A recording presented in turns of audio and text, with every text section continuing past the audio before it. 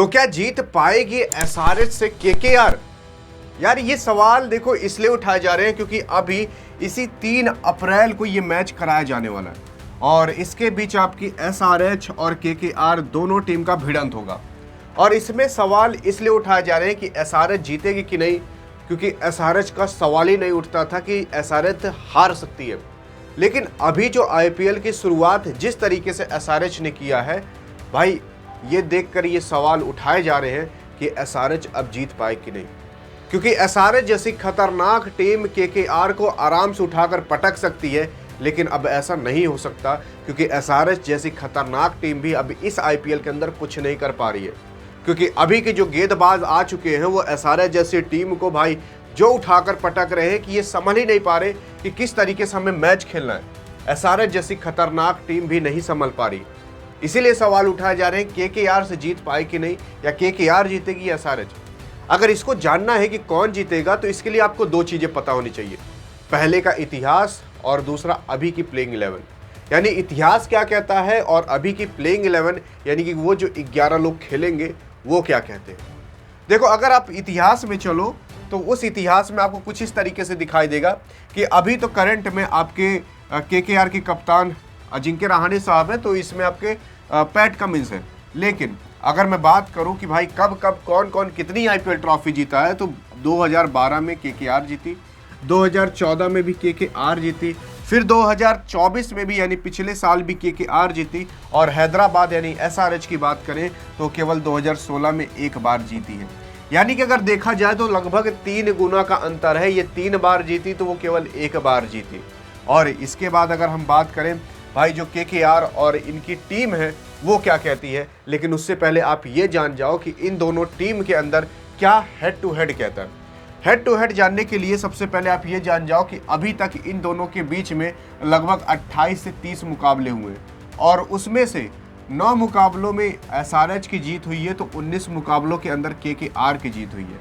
यानी कि अगर 28 मैच कराए गए हैं तो उसके अंदर 19 मैच में तो भाई लगभग केकेआर जीती है, तो 9 ही बार केवल एसआरएच जीती है। इतना अंतर है, लगभग 10 मैच का अंतर है। तो आप खुद सोच सकते हो कि इस बार किसकी सबसे ज़्यादा प्रोबेबिलिटी है कि भाई कौन सी टीम जीतेगी। साफ से सीधी बात केकेआर की लगती है। आपकी भले ही फेवरेट होगी एसआरएच, लेकिन केकेआर की ओर ज़्यादा झुकाव जा रहा है जीत का। और उसके साथ साथ मैं आपको बता दूं लगभग 228, 223 कुछ इतना सबसे ज़्यादा हाईएस्ट स्कोर है।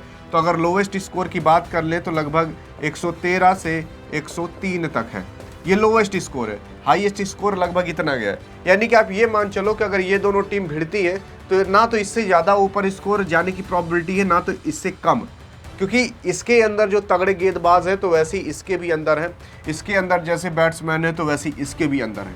ऐसी नहीं, ये 3 बार विजेता बन चुकी है और ये केवल एक ही बार है। मैं अगर आपको प्लेइंग 11 कंपैरिजन करके बताऊं तो कुछ इस तरीके से निर्णय निकल कर आएगा। जैसे कि केकेआर जो है उसमें सबसे पहले आते हैं क्विंटन डिकॉक, जो कि आपके विकेट कीपर का भी रूप काम करते हैं। उसके बाद वेंकटेश अय्यर, अजिंक्य रहाणे जो कि अभी टाइम के कैप्टन चल रहे हैं, रिंकू सिंह जिनको कि फिनिशर के रूप में जाना जाता है, फिर आंद्रे रसेल, मोइन अली, रमनदीप सिंह, वैभव अरोरा, उसके बाद स्पेंसर जॉनसन, हर्षित राणा और वरुण चक्रवर्ती। ये टोटल 11 लोग हैं जो आपको पिच पर युद्ध लड़ते हुए दिखेंगे जब एसआरएच जैसी खतरनाक टीम आएगी। उसके बाद अगर एसआरएच की हम बात करें तो भाई इसमें सबसे पहले आते हैं अभिषेक शर्मा। अगर चल गए तो ठीक बात है, नहीं चले तो भाई 10 रन भी नरक हो जाता है इनके लिए। उसके बाद आते हैं ट्रेविस हेड, जो कि 30 से 40 रन इसका तय रहता है और चल गया तो आगे शतक भी तय रहता है। ईशान किशन एक मैच में चलने के बाद उसके बाद ये भूले गए कि भाई मुझे किसी में रन भी बनाना है। नीतीश कुमार रेड्डी आईपीएल के अंदर अभी तक का 2025 में इनका काफ़ी खराब रिकॉर्ड चल रहा है। हेनरी क्लासन जो कि अच्छी खासी बैटिंग भी कर रहा है, फील्डिंग भी कर रहा है। उसके बाद अनिकेत वर्मा, अभिनव मनोहर, हर्षल पटेल, पैट कमिंस जो कि इस बार के कप्तान भी रहने वाले हैं। और फास्ट बॉलिंग की बात कर ले तो मोहम्मद शमी, सिमरजीत सिंह और एडम जैम्पा। ये टोटल 11 लोग हैं जो कि इस बार इसके प्लेइंग 11 के अंदर यानी केकेआर के खिलाफ युद्ध खेलने के लिए और लड़ने के लिए उतरेंगे। लेकिन अगर मैं प्लेइंग 11 कंपैरिजन करके बताऊं तो देखो क्या निकल कर आता है।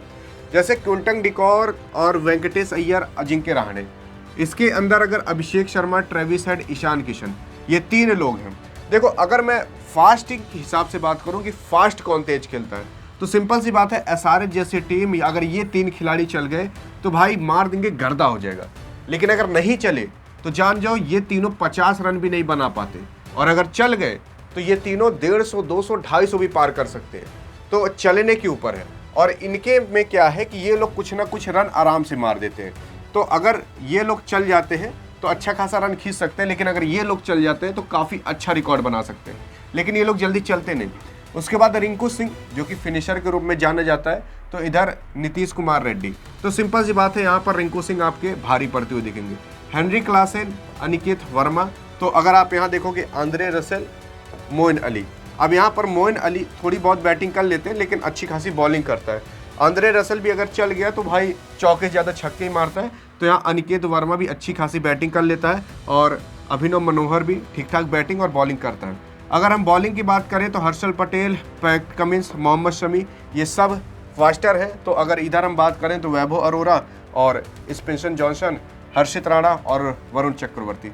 अब सिंपल सी बात है, अगर इसमें आप देखोगे तो स्पिनर में ना तो इसको कोई पा पाएगा, और फास्टर में इसको भी कोई नहीं पा पाएगा। लेकिन यहाँ पर अगर फास्टर की बात करें तो मोहम्मद शमी है जो कि इनका टक्कर दे सकते हैं। लेकिन अगर स्पिनर की बात करें तो अगर स्पिनर को यहाँ मदद मिलती है तो वरुण चक्रवर्ती इन सब पर भारी हो सकते हैं। और फास्टर की बात करें तो फास्टर को अगर मदद मिलती है तो मोहम्मद शमी इस पर भारी हो सकते हैं। बाकी यही थी पूरी प्लेइंग 11, और कंपैरिजन करके भी बता दिए कौन जीत सकता है तो कौन हार सकता है। सबसे ज़्यादा हाई प्रोबेबिलिटी है कि आपकी जो केकेआर की टीम है वो यहाँ पर जीत सकती है, क्योंकि 19 बार ये जीती है तो केवल 9 बार ही आपकी एसआरएच जैसी टीम जीती है। बाकी आपको क्या लगता है और आप किसको जिताना चाहते हो इस मैच के अंदर, बताना जरूर। बाकी अधिक जानकारी के लिए बगल में क्लिक करके देख सकते हो। मिलेंगे नेक्स्ट वीडियो, तब तक के लिए जय हिंद और जय भारत।